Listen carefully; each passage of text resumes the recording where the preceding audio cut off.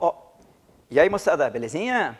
Espero que vocês estejam bem, estejam seguindo as determinações aí sanitárias de saúde e estejam empenhados, sabendo que o teu comportamento nessa época, que está o pessoal um pouco parado, não pode estar parado, o teu comportamento vai definir os seus resultados lá na prova, né? Eu tenho certeza, e você também, no fundo, sabe disso. O assunto radioatividade acabou. Na aula de hoje, na aula 11, começaremos um assunto que vai nos ocupar agora nas próximas 10, 12 aulas, na verdade. É um assunto longo, né? Radioatividade foram só 4 aulas, né? Se é um assunto longo, vale a pena a gente começar direitinho desde o início. Concorda comigo? Antes que as coisas compliquem. Eu vou começar colocando aqui um assunto que parece que não é de química, mas eu vou precisar muito dele hoje. Um assunto que o meu grande amigo Marcel falou lá no primeiro dia de aula do Marcel. Ele falou para vocês, o que é uma corrente elétrica?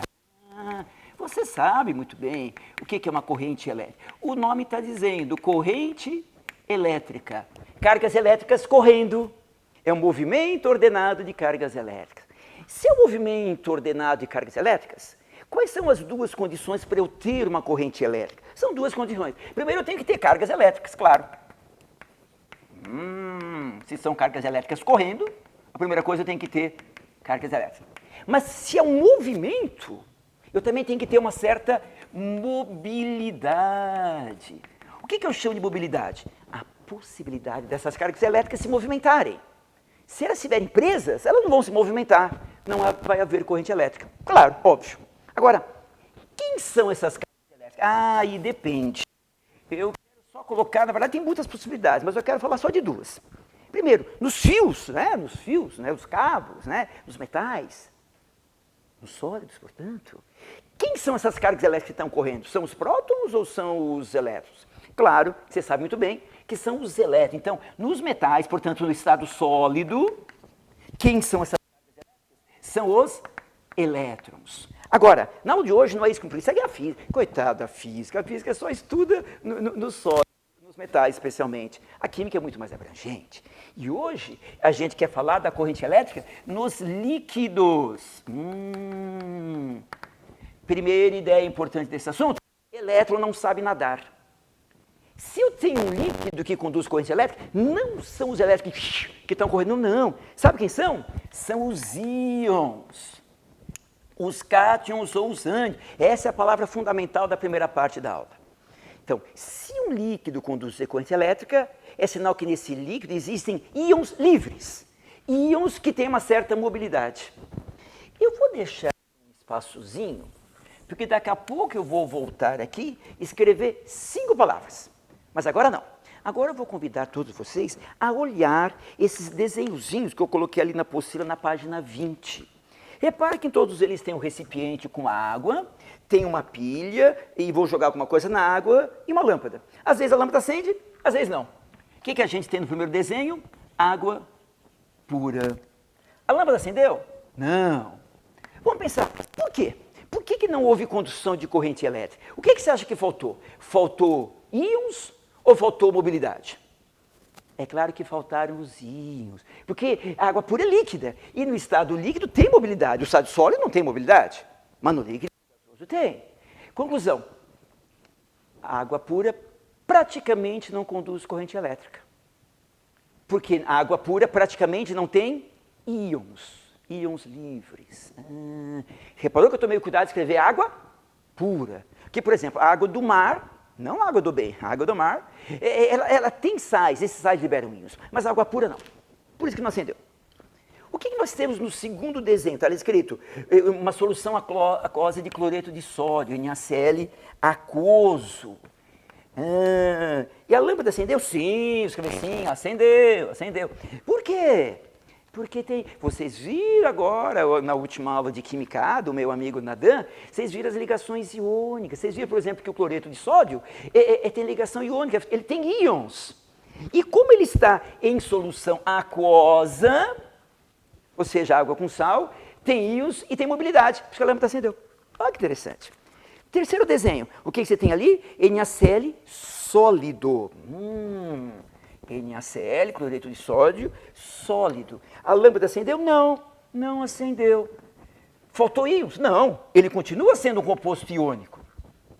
Mas como ele está no estado sólido, Os íons estão naquele retículo cristalino, não tem mobilidade, por isso que a lâmpada não acende. Tem íons, mas eles estão parados, eles não estão correndo, portanto não tem corrente elétrica.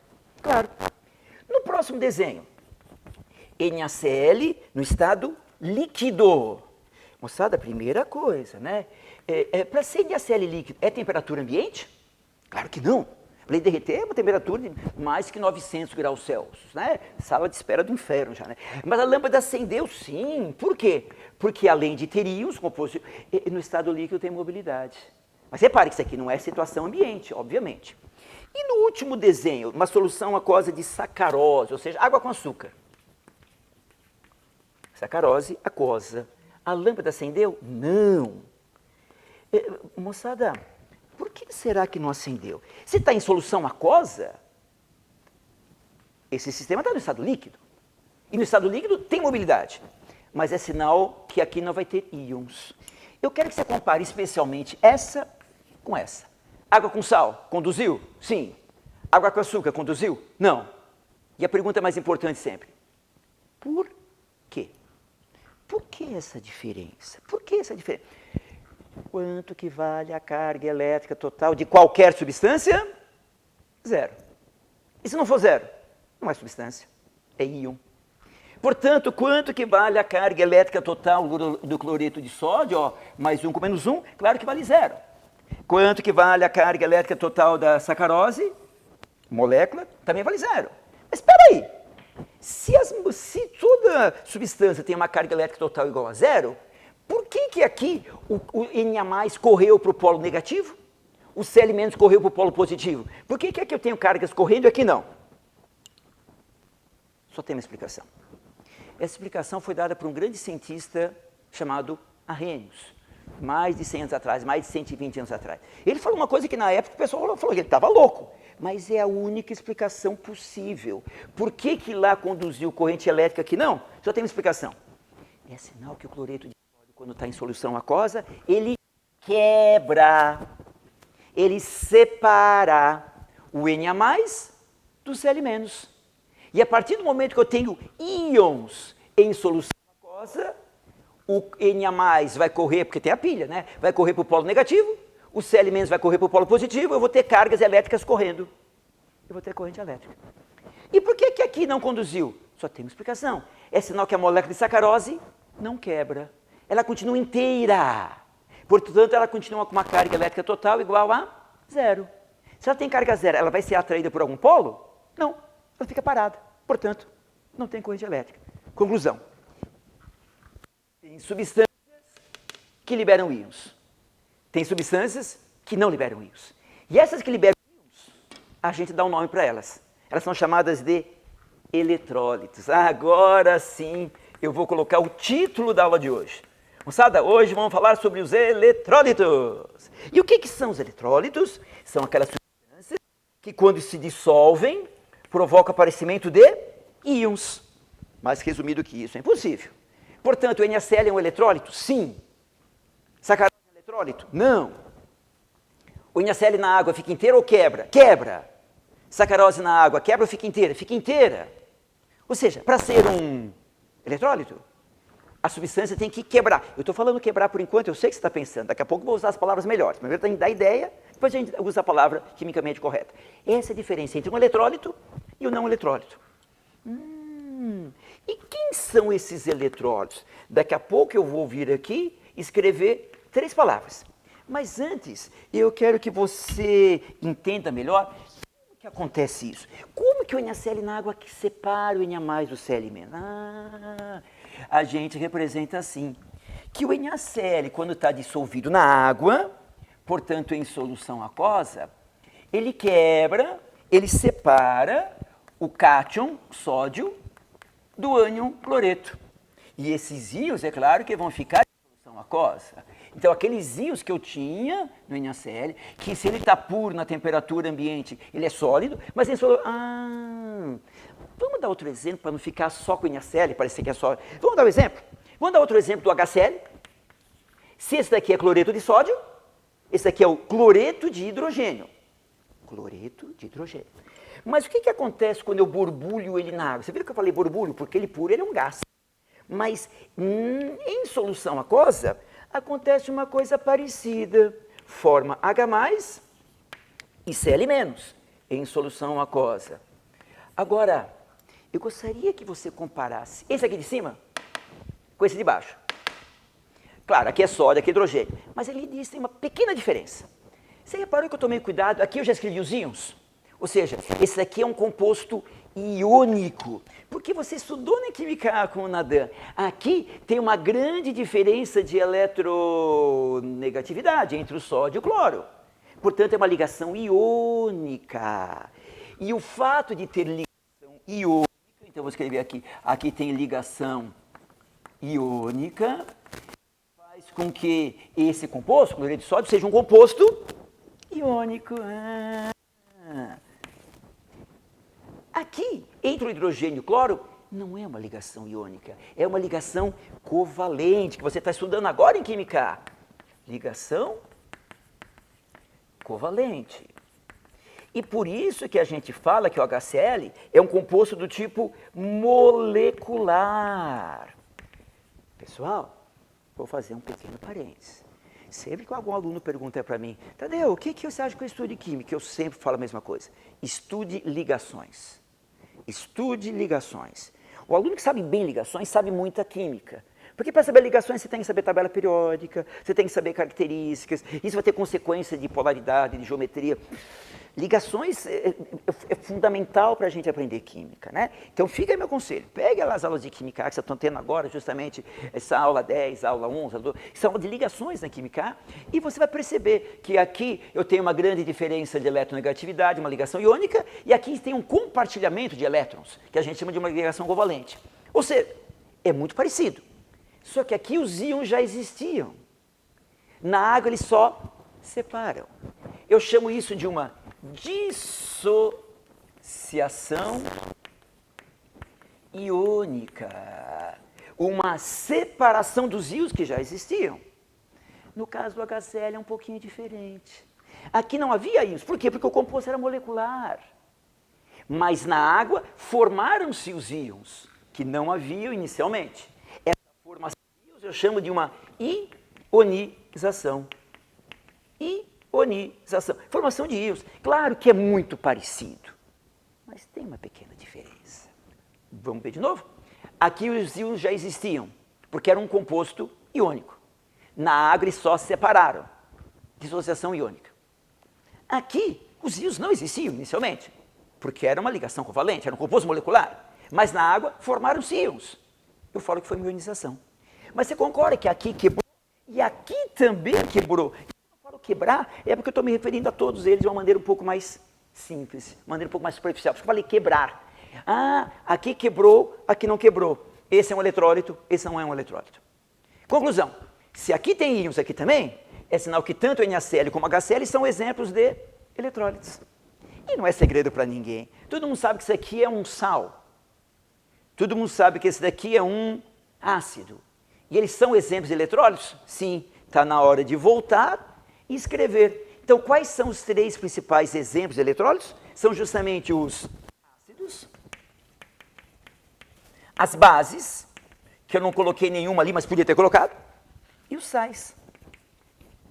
Moçada, por incrível que parível, é justamente isso que nós estamos começando a estudar. É isso que vai nos ocupar agora nas próximas aulas. Ácidos, bases, sais, e depois os outros chamados compostos inorgânicos. Cada um desses é o que a gente chama de uma função da química inorgânica. O que é uma função? É um conjunto de compostos mais ou menos parecidos.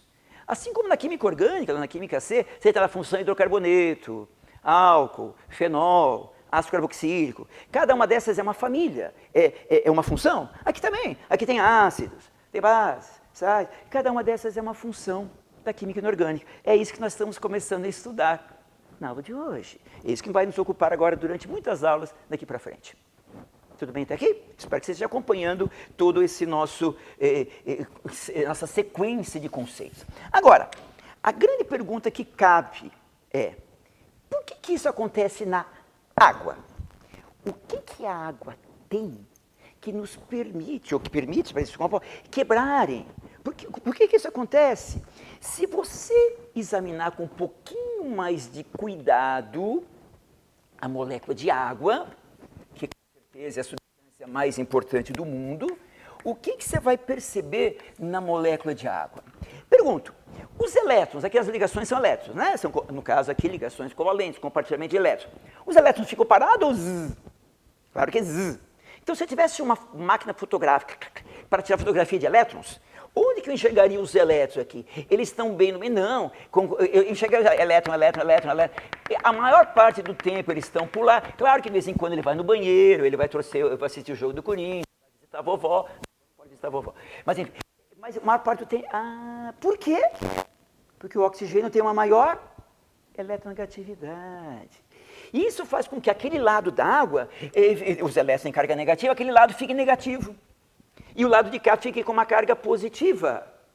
A água tem polo positivo, polo negativo. A água tem polos. A água é uma molécula polar. Fundamental. A água, a substância mais importante do mundo, ela tem polos. Ela tem o lado positivo, paixão nacional, e tem o lado negativo. Sim, sim. E veja, vamos entender agora, por que então que a água consegue fazer isso? Porque se esse lado é positivo, as moléculas de água que estão em volta, o lado negativo, o lado do oxigênio, vai puxar o N+ para o lado dele. E o lado positivo vai puxar os elementos para o lado dele. Se puxa o positivo para um lado, o negativo para o outro, quebrou. Aqui é a mesma coisa, porque também tem uma diferença em eletronegatividade. Conclusão. Onde que pode acontecer dissociação, ionização? Em solução aquosa. Pelo fato da água ser polar. Polar. E é claro que isso tem uma outra consequência que eu sei que você sabe muito bem. Solubilidade. Lembra daquela regra geral de solubilidade, que até em biologia o pessoal fala para vocês, que o semelhante dissolve semelhante. Se a água é extremamente polar, geralmente quem vai ter afinidade, lembra que solubilidade é afinidade, é atração? Quem vai ter afinidade pela água, geralmente quem também for polar, ou seja, semelhante a ela. Agora, por exemplo, hidrocarbonetos são apolares. Por isso que gasolina, querosene, óleo diesel, que são derivados de petróleo, portanto são formados por hidrocarbonetos, geralmente não se misturam com a água. O mesmo óleo de cozinha, que são os lipídios, que também são moléculas apolares, não tem semelhança, não tem afinidade com a água. Semelhante dissolve semelhante. Por isso que o urso tem que tomar cuidado quando ele toma banho. Ele pode se dissolver, porque o urso é polar, né? Obviamente, tá? Por isso, são as consequências. A solubilidade, uma das propriedades que a gente mais fala, que a gente mais estuda. Por isso que colocaram também uma cama elástica no Polo Norte, para o urso polar, claro. Né? Então, o fato da água ser polar é o que justifica a dissociação e ionização. O que justifica o aparecimento de íons em solução aquosa. O que justifica que tenha líquidos que conduzem a corrente elétrica. Se a água não fosse polar, nada disso aconteceria, nada disso ocorreria. Então, isso é muito mais sério do que parece. E aí, também tem uma outra palavrinha muito importante da gente aprender. Vamos pegar o caso do NaCl na água? Você concorda que o NaCl, o sal de cozinha, que você conhece muito bem, é solúvel na água. Então, eu vou ter uma NaCl, eu posso falar assim, em solução aquosa, Então, imagine o cátion Na+, rodeado de moléculas de água. O ânion Cl- rodeado de moléculas de água. O NaCl é o soluto, a água é o solvente. Eu falo que aqui houve uma solvatação. Solvente, ou seja, o soluto, no caso do NaCl, rodeado de solventes, essa interação, essa atração, que é o que explica a solubilidade. Então, solvatação. E no caso que o solvente for a água, que é o caso mais comum, essa solvatação é chamada de hidratação. Vou hidratar minha pele, vou colocar alguma coisa que segure água. Uma coisa que segure água, claro, alguma coisa que tenha afinidade com a água, que tenha uma grande interação. Vamos repetir? O NaCl na água, eu tenho uma solução, porque o NaCl na água é solúvel. O NaCl é o soluto, a água é o solvente. Então eu falo que o NaCl foi solvatado, ele ficou rodeado de moléculas de água. O Na+, e os elementos, separadamente. O Na+, e os elementos. Então eu falo que houve uma solvatação. E quando o solvente for a água, que é o caso mais comum, a solvatação é chamada de hidratação. Palavrinhas boas para você ter na cabeça. Agora, voltando ao que a gente falou no comecinho da aula, se a explicação de que alguns líquidos conduzem corrente elétrica está no fato de que esses líquidos têm íons livres, íons que podem correr, né? Cargas elétricas correndo, tem mobilidade. A pergunta é, tem casos onde os eletrólitos liberam uma grande quantidade de íons. Tem casos que liberam uma pequena quantidade de íons. Se você relacionar isso com aquela experiência da lâmpada, vamos pensar, quando que a lâmpada vai acender mais forte? Quando tiver poucos íons ou muitos íons? Claro, quanto mais íons tiver, mais cargas. Você sabe lá da matéria do Marcel, da física. Então, quanto mais íons, mais carga. Maior vai ser corrente elétrica. Então, quanto mais íons, mais corrente elétrica, a lâmpada vai acender mais forte. Pois bem, esse eletrólito, que liberou uma grande quantidade de íons, que fez a lâmpada acender forte, eu vou falar que é um eletrólito forte. Vai ser um ácido forte, uma base forte. Agora, o eletrólito que liberou íons, se não liberasse íons, não seria eletrólito. Mas liberou uma pequena quantidade de íons, vai fazer a lâmpada acender mais fraca. Eu vou falar que ele é um eletrólito fraco. Ou seja, vai ser um ácido fraco, ou uma base fraca, ou alguma coisa parecida por isso. Eu vou tentar resumir isso da maneira mais objetiva possível. A força de um eletrólito está relacionada diretamente à quantidade de íons. E de que jeito? Quanto maior a quantidade de íons, maior a força. Quanto mais íons, mais forte, é o jeito mais fácil. Né? Claro que tem muitos detalhes envolvidos, a concentração, mas a ideia, o conceito de por que a gente chama de um ácido forte ou de uma base fraca, vem da lâmpada, daquela experiência da lâmpada, acender forte ou acender fraca. E a fato de ela acender mais forte ou mais fraca vai depender da quantidade de íons. Quanto mais íons, maior a força. Quanto mais íons, mais forte. E isso, pessoal, vai ser extremamente útil. Não só em química E, química D, química A. Você, daqui a pouco, nós vamos fazer isso, né? Vai pegar um ácido forte com uma base fraca, uma base forte com uma base fraca. Portanto, saber essa ideia de que a força está relacionada com a quantidade de íons vai ser extremamente útil. Mas eu insisto, claro que estou falando aqui de uma maneira simplista. Há mais fatores envolvidos, mas o conceito, a ideia é essa. Conclusão. Para formar íons, a molécula não pode ficar inteira, a molécula tem que quebrar. Quanto mais facilmente ela quebrar, mais íons vão aparecer, mais forte ele será. Ou seja, na química é o contrário da linguagem popular. Popularmente, o que é o material forte, um cara forte? Aquele que é difícil de quebrar. Na química é o contrário. Na química é o contrário. Quem que é o ácido forte, ou a base forte? É aquele que quebra facilmente. Quando eu falo quebra, você sabe o que eu estou falando. Ou sofrer uma dissociação iônica, ou sofrer uma ionização. E nunca esquecendo que isso acontece em solução aquosa, porque a água é extremamente polar. Ela consegue puxar o lado positivo para um lado, o lado negativo para o outro. Portanto, consegue quebrar, consegue provocar ou dissociação, se o composto for iônico, ou ionização, se o composto for molecular. Moçadinha, eu espero que você esteja percebendo que essa aula parece, talvez eu diria, bobinha, simplesinha, mas não. Ela dá o fundamento da química inorgânica, que é o assunto que iremos estudar nas próximas aulas de Química E. Portanto, que são conceitos, eu diria simples, vocês com certeza já ouviram falar esse negócio de conduz, não conduz, acende, não acende, mas você tem que saber que sempre existe a pergunta, por quê? Por que isso aqui conduziu, aquele não conduziu? Por quê? E são esses conceitos que nós vimos hoje. Então eu vou fazer uma sugestão. Vamos dar uma revisada na aula inteira, bem rapidinho, para a gente organizar a cabeça, que eu sempre falo que cabeça organizada é fundamental. Vamos lá. Para ver uma corrente elétrica, duas condições. Tem que ter cargas elétricas, mas tem que ter também uma certa mobilidade. Quem são as cargas elétricas? Nos fios, nos cabos, nos metais, são os elétrons. Mas nos líquidos, não. São íons. Água com sal conduz corrente elétrica? Sim. Água com açúcar conduz? Não. É sinal que o sal na água fica inteiro ou quebra? Quebra. E o açúcar quebra ou fica inteiro? Fica inteiro. Portanto, ele continua com carga zero. Aí ele não vai ser atraído nem pelo polo positivo nem negativo.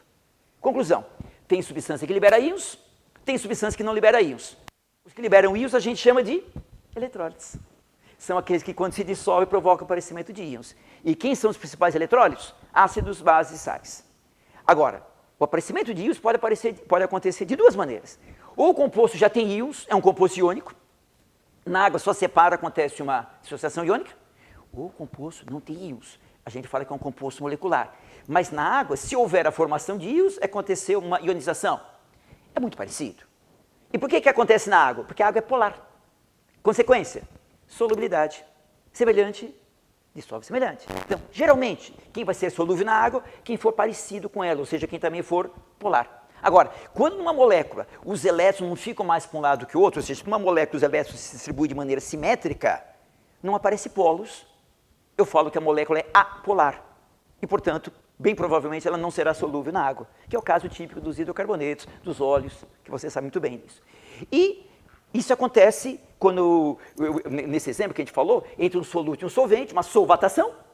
No caso que o solvente é água, que é o caso, a solvatação é chamada de hidratação. E quanto mais íons o eletrólito liberar, maior será a sua força. Quanto mais íons, mais forte. Certo? Repito, conceito simples, você já ouviu falar, mas usaremos pra caramba nas próximas aulas. Não só em Química E, mas na Química de maneira geral. Tá bom? Espero que tenha ficado claro essas ideias, espero que você continue se empenhando, organizando o seu horário, assistindo às aulas, fazendo os exercícios. Eu não fiz exercício na aula de hoje, para deixar para você se divertir à vontade, tá? Porque isso vai ser fundamental para os seus resultados e definir o seu futuro. E se Deus quiser, você vai ver o teu nome na lista dos aprovados. Você vai chegar no topo da tua montanha. Beleza? Fica com Deus, grande abraço, até a próxima. Tchau!